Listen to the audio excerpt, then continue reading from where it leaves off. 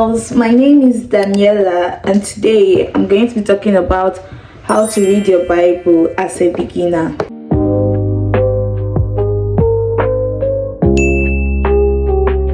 As a teenager who is still trying to find herself, I started reading my Bible to know more about God. I'll say, yeah, I've been learning a lot since I was born again because I'm naturally a Christian, a Catholic Christian. Growing up in an African house as a Catholic Christian, I really wasn't a true Christian. I was just following the motion. Okay, my parents are Catholics. We go to church every Sunday. Rest of the week, I go to school. Until I truly started to know about God, I decided to make this video for people like me who haven't found themselves yet. While I was reading the book of James this morning, I came across a verse that says, "But someone will say, you have faith and I have works. Show me your faith without works and I will show you faith by my works." You believe that God is one. Good. Even the demons believe and they shudder. When I read this verse, I was like, what? God, are you referring to me? I'm someone that has faith, but I wasn't showing it by my works. I was living my life as a worldly person. I came across this verse that made me think, what's the difference with me, someone that knows God, and demons? Because they know God, they know Jesus is Lord. They know that he made heaven and earth. I know that Jesus is Lord and he made heaven and earth. So what is the difference? So I was thinking, okay, faith without works is dead. If I have faith and I'm not showing my works by spreading the gospel and bringing more people to know the light, there's no difference with me and the demons. Let's come to the main agenda of this video, how to start reading your Bible as a beginner like me. So I'm not saying I know how to read my Bible fully, but I'm sharing how I started as a child of God and how I've come so far. I am confident that I have learned a lot from reading my Bible. Number one thing on my list is have a Bible that understands.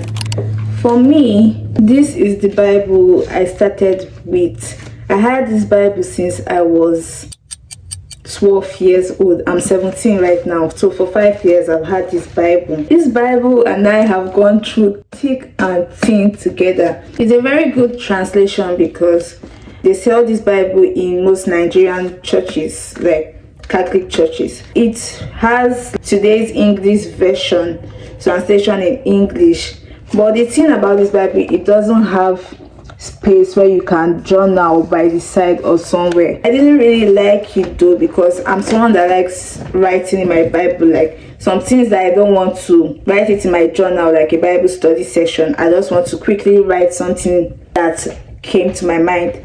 So that's why I didn't really like this Bible. I got this She Reads Truth Bible from Amazon. I still prefer the translation of my Good News Bible, but this Bible is good. After some chapters, it has like translation of the chapters before it, understanding of everything. Plus, it has space at the sides where I can journal and highlight. Sum everything up, it also has a Bible study plan for the whole year from January 1st to December 31st.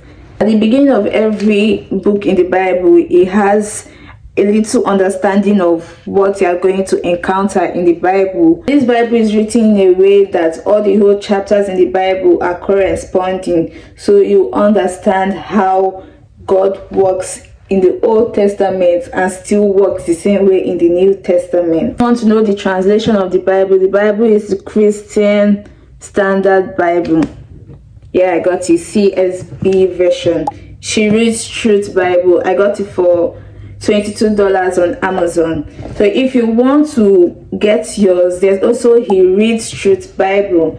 You can also get yours. This isn't sponsored, by the way, but I love this book so much. I can also recommend using the NIV version, not only this version, but I know the version I don't like is the King James version.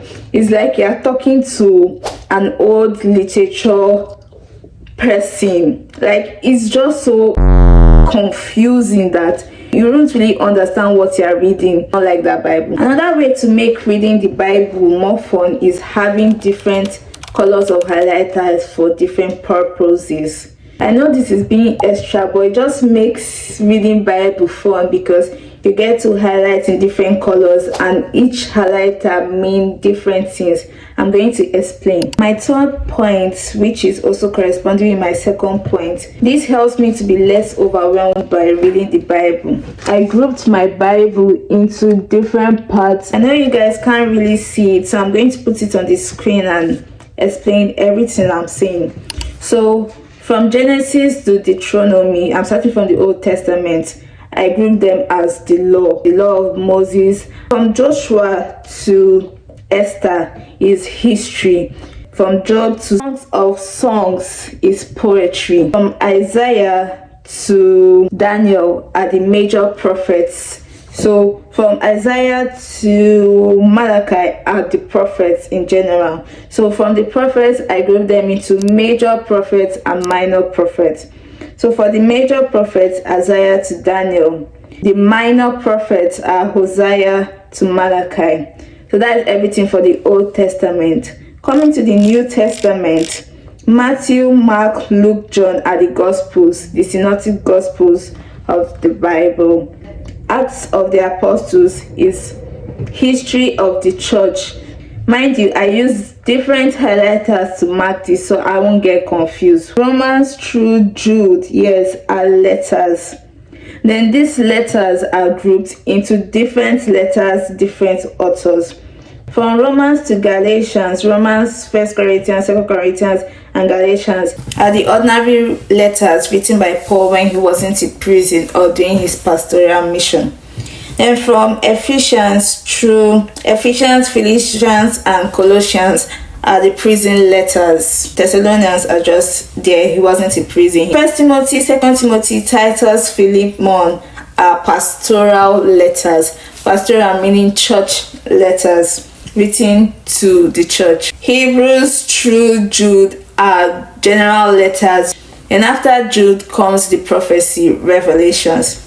So that's just how I grouped my Bible to make me less overwhelmed of, at least I have a direct understanding of, okay, this is this, this is this. Now that I have explained how the Bible works, I want to talk about which book to start with from the Bible. Most people will literally start with Genesis through Revelations. It will get boring because you are just reading Bible like a storybook. So it's better for you to pick specific places in the Bible for you to read. My personal recommendation is Ephesians or James, because these books specifically tell you how to live your life as a child of God, what to do and what not to do. It's making you focus on your relationship with God other than focusing on the sin and trying to eliminate it.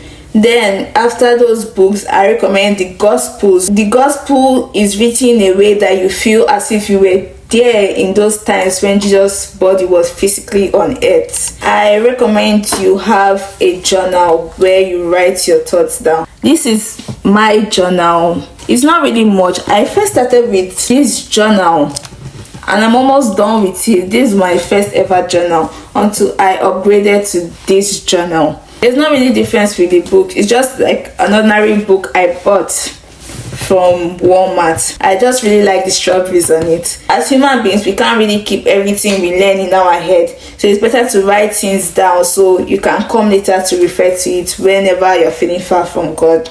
Pray before and after reading your Bible, for God to show you what you should know or what you should tell others. And pray after reading the Bible for you to apply what you read to your everyday life and not only be a reader but a doer of the word.